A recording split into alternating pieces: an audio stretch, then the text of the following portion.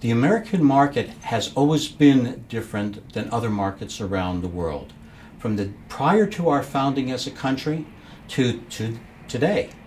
The American dream has led us to create opportunities, to expand, and to deal internationally where most countries never have in the past. So yes, there's a myth that America is the place for innovation and in the place for capital growth, but we're seeing regions around the world right now that are growing as fast or faster than the United States, and they also have entrepreneurs and innovators that are just as effective as we are. That's the myth of America, because other people are now taking what we have learned and expanding on it. My name is Jack Katz. I'm the CEO of Novusglobe International, an international business and market development company, and author of Competing for Global Dominance, Survival in a Changing World. The trends that business people should be watching is what countries are really expanding, what type of work is going to those countries, where the real opportunities are within those countries. Are the people in other countries open and willing to accept products from around the world?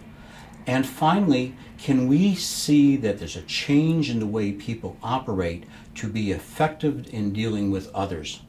And if we can, those are the right time to enter those new markets. There are many elements involved in global trade. We have to look at the logistics, we have to look at the finance and banking system, the legal aspects, the tax aspects of doing trade globally. Each of those become important. The key, though, is there an opportunity available for most companies to enter new markets and to do global trade? If the answer to that question is yes, then there's an opportunity and everything else can follow suit. It becomes a lot easier if we understand that a company wants to go global and has a mindset of taking their products international.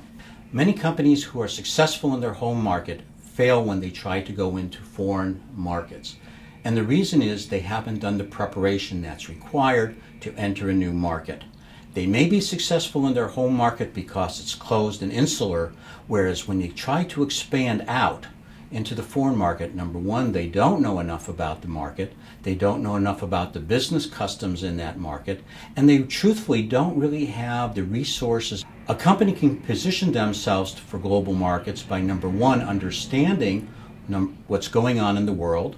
Number two is what's going on in each of those markets, and that requires somebody on the ground to be able to assist them in doing that.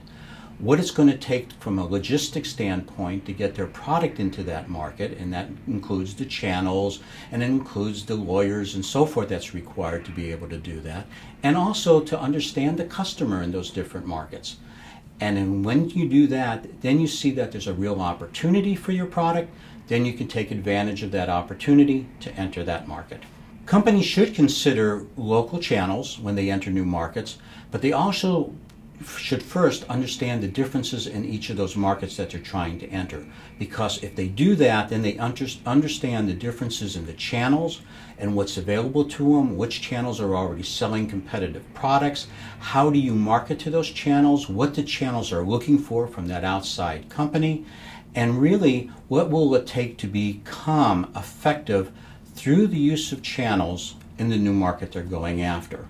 Or do they set up their own operation and do direct sales in each of the countries that they're going after? So we have different options, and a company really has to look at the different options that are available and find out which one's best for them. Social media, the internet has really leveled the field for entrepreneurs and small business and medium-sized businesses to enter new markets.